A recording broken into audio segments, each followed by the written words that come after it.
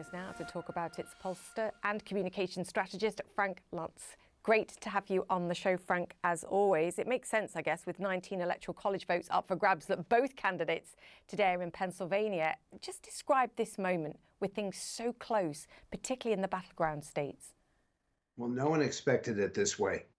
Donald Trump's debate performance was pretty poor, and the assumption was that people would abandon him after that, as they had abandoned Joe Biden in his debate debacle. But that has not happened.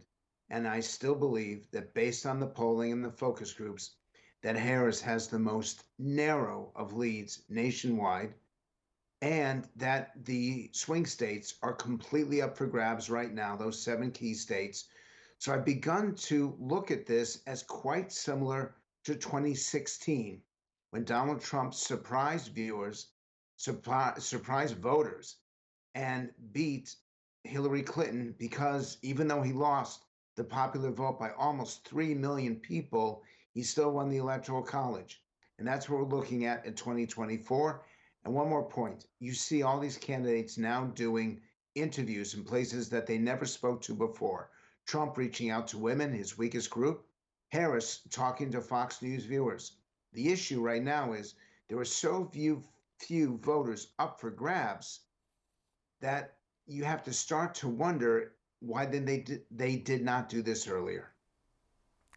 I want to come back to that point because I think what you just said about 2016 is interesting, because I was going to ask you whether this is in some way a loss of momentum for Kamala Harris, or whether it's Trump and the rhetoric and the approach that he's making in these final weeks, perhaps giving him more ground than anticipated. It could be a combination of the two. But I think if we go back to 2016 and the surprise of the Hillary Clinton loss versus the Trump win, is there the same degree of complacency for the Democrats in particular at this moment, or do they recognize perhaps the danger? And that's why you see the outreach to the undecideds and to those that might not vote at all.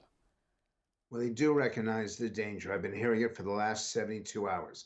Yeah. And they do recognize that Donald Trump has surprising support. There are 3 groups that you should be watching.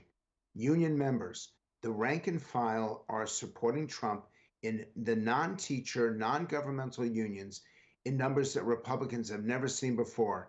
If you work with your hands, you're likely to be a Trump supporter in organized labor, and that's driving the union leadership crazy. The second group are Latinos, and this is particularly important in states like Arizona and Nevada. And even though Trump's rhetoric on immigration is so tough and so in your face, it's actually what people want to hear. And I don't think that the Biden-Harris administration understood just how upset people were with the border and just how much they prioritize immigration, public safety, and getting tough on the people in this country legally. And third, for Harris, she's winning an untold number of young women who are energized and excited over this campaign and cannot wait to vote for someone who they relate to, someone they identify with. So she's got her voters, Trump has his voters, and in the end, who actually turns them out. I don't care what the polls say. I care who goes out and votes. And what we're seeing in the early vote, this is the first time I've said this, what we're seeing in the early vote is a lower turnout rate than we had in 2020. And that's very important for the Harris campaign because she depends on early votes even more than the Trump campaign does. Yeah, I mean, there was so much information in there. I mean, I think one of the dangers perhaps that you're pointing out is sort of disregarding some of the comments that Trump makes as perhaps racist or lies or derogatory on one side. And what you're saying is actually some of this resonates, and it resonates in groups that you might not expect it to either. The New York Times poll that we got over the weekend had Harris leading Trump 56% to 37% among Latino voters. And I think the message is, look, she's winning the black vote, she's winning the Latino vote. It's just at a lower percentage than we've seen in previous elections for Democrats. And that's sort of where the alarm comes in. In terms of the black men in particular that again, she's making an outreach today. We've got a rally that she's going to do later on today. You did a focus group for young men under 40. And one of the things that stood out to me just watching the interactions and your questions with them was the message that it's not about Republicans and it's not about Democrats. It's just that the message that Trump has resonates with them. Just talk about that. Exactly. And the message that Harris is giving, that they're victims. It's not a message that they particularly appreciate. They want opportunity. They want the same things that other populations have had, and they don't want a handout. And they don't want a pat on the top of the head. And their belief that Trump has been through what they've been through, the challenges, the labeling, it's really significant.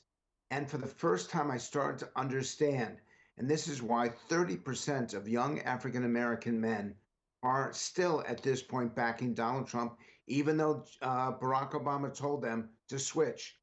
And in fact, what I have found in the last couple of days is that there's been a hostility to the pandering of the Harris campaign.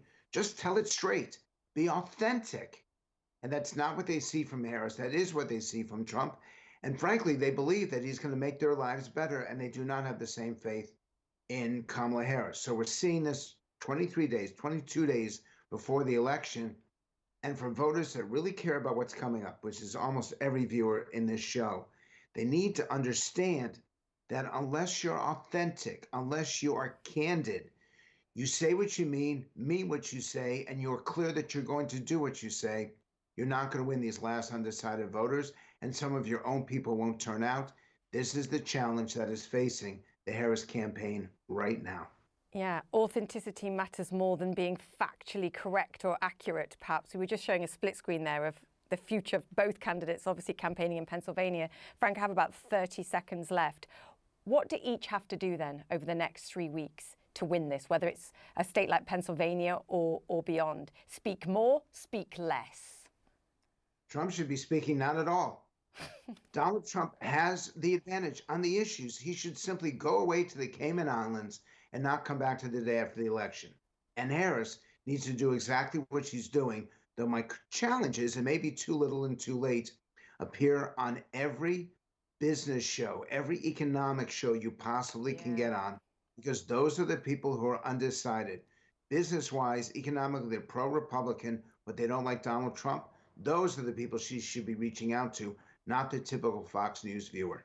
Yeah, and when you get asked if you change anything about the past 4 years, have an answer, I think would be my advice. Open invitation to this show. Frank, great to have you on. Yeah, Frank Luntz, great to chat to you, sir, as always. Thank you.